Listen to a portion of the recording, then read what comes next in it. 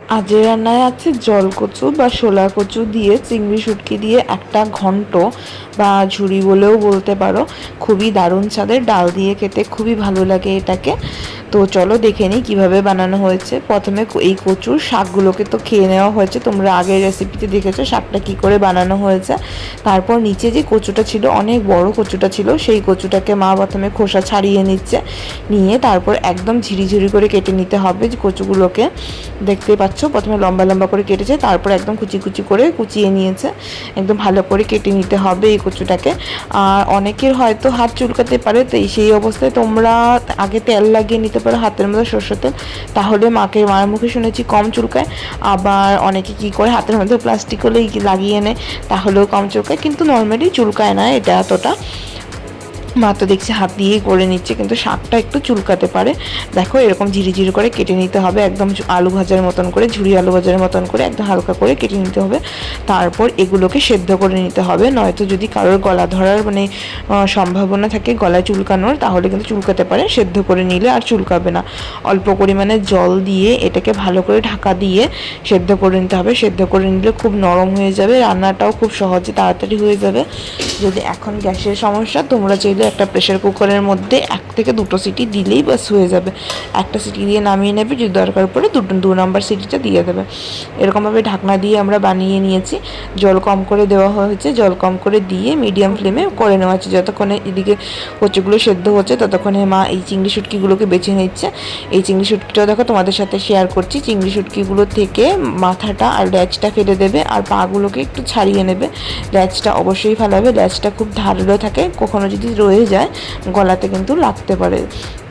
লেজটাকে ভালো করে ফালিয়ে নেবে, আর পাগুলোও ছাড়িয়ে নেবে। একদম নোংরা টোংরা পরিষ্কার করে নিয়ে চিংড়ি শুটকিগুলোকে বেছে নিতে হবে, যতটুকু তোমাদের দরকার, অল্প হলেই হয়ে যাবে। চিংড়ি শুটকিগুলো এই কাঁচা অবস্থাতেই গন্ধ করে, পরের দিকে আর গন্ধ করে না তেমন। চিংড়ি শুটকিগুলোকে মা গরম জলের মধ্যে, ওই কচুরি গরম জলের মধ্যে ভিজিয়ে রেখে দিয়েছে। তো মা বললো যে এই চিংড়ি শুটকিগুলো নরম হয়ে যাবে ওরকম করে রাখলে। এদিকে দেখো সে কচুগুলোও সেদ্ধ হয়ে এসেছে, কচু থেকে জলটা ঝরিয়ে নেবে। ভাততে যেভাবে আমরা মারগুলো ফালিয়ে দিই, সেইভাবেই কচু থেকে জলগুলো ফালিয়ে নিতে হবে। দেখো আমি যখনই ক্যামেরাটা মার দিকে দেখবো, তখনই মা কিছু আলাদা আলাদা মুখ করবে, কেন বুঝতে পারি না। মার এগুলো সমানে দুষ্টুমি না করলে হয় না। তারপর কড়াইয়ের মধ্যে একটুখানি তেল দিয়ে দেওয়া আছে, আর তারপর চিংড়ি শুটকিগুলোকে আরেকবার জল দিয়ে ভালো করে ধুয়ে নেওয়া হচ্ছে। ধুয়ে তারপর তেলের মধ্যে দিয়ে দিল চিংড়ি শুটকিগুলোকে অল্প হালকা হাতে ভাজা ভাজা করে নিতে হবে। তারপর 5-6টা মতন রসুন দেবে, যেহেতু শুটকির রান্না তাই জন্য রসুনটা খুবই দরকারি।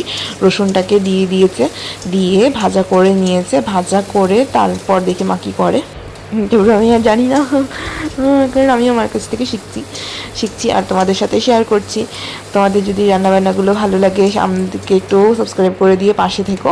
এই যে দেখি মা একটু হালকা ভাজা করে নিয়ে তারপর জল ঝরানো কচুগুলোকে মা দিয়ে দিল, দিয়ে ভালো করে মিশিয়ে নিচ্ছে।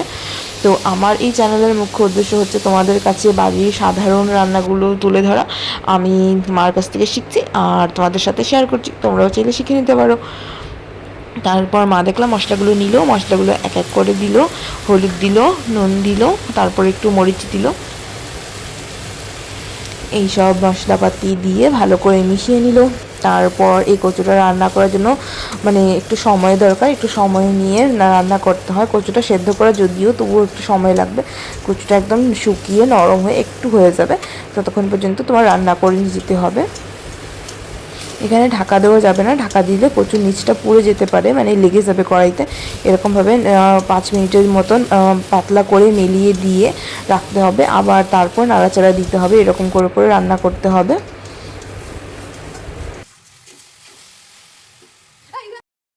রান্নার ভিডিও করতে করতে আমার পা ব্যথা উঠে গেছে, তাই আজকে আমি রান্নার স্ল্যাপের উপরে উঠে বসে গেছি ভিডিও করতে, আর উল্টা করে এদিক থেকে মাথা দেখাচ্ছিলাম।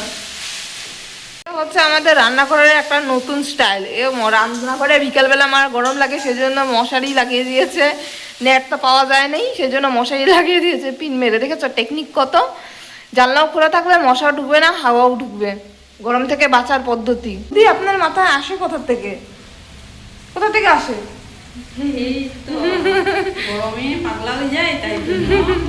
গরমে পাগল হয়ে যায় ওই জন্য। আসলে সত্যি কথা, রান্না করে গরমে ভীষণ গরম লাগে, মানে আমি তো ভাবছি যে পরের দিকে যখন গরম পড়বে আরও বেশি, তখন তোমাদের সাথে কী করে শেয়ার করবো রান্নাবান্নাগুলো।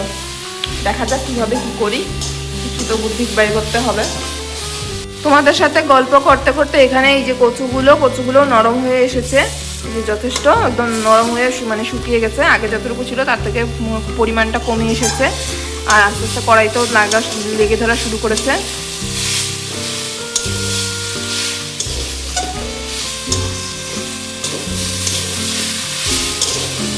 মানে এখানে এক প্রকারের কচুটাকে ভাজা ভাজা করে নিতে হবে, একদম নরম করে ভালো করে। দেখো কচুগুলোকে মা ভেঙেও দিচ্ছে, একদম মাখা মাখা করে নিতে হবে। এই যত ভালো করে ভাজা হবে ততই গলাতে চুলকানোর মানে চান্সটা কমে যাবে। একই তো সিদ্ধ করে ফালানো হয়েছে জলটা, আর সাথে এরকম করে মানে বেশি করে যত ভাজা হবে ততই গলা ধরা বা চুলকানোর পরিমাণটাও কমে যাবে। তো মা নুন টেস্ট করে দেখছে, দেখো বললো ভালো হয়েছে বলে। তো তারপর বাস নামিয়ে নিল। আরও 2-3 মিনিট মতো নাড়াচাড়া করে তোমাদের কেমন লাগছে জানিও। একদম দেখো শুকনো অনেকগুলো, আমরা 1 গামলা মতন পরিমাণে কেটেছিল, সেদ্ধ করে কমে গেছিলো। তারপর আবার রান্না করতে করতে যথেষ্ট কমে এসেছে, অনেক কমে, যথেষ্ট না অনেক কমে গেছে।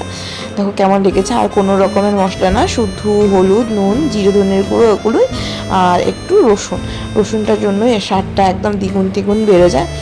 কেমন লেগেছে জানিও, আর একটু সাবস্ক্রাইব করে দিও প্লিজ, পাশে থেকো।